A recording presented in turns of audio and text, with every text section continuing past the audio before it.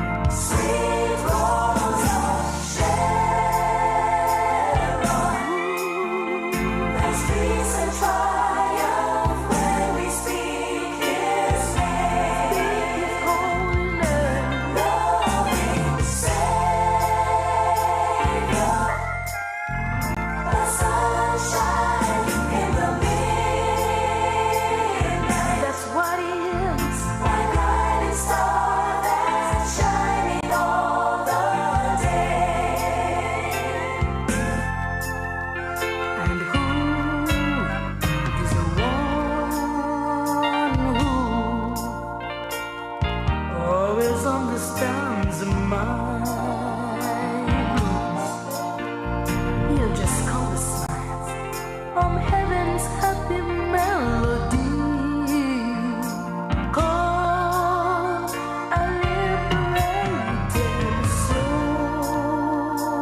Can't sing about being bound for long without looking back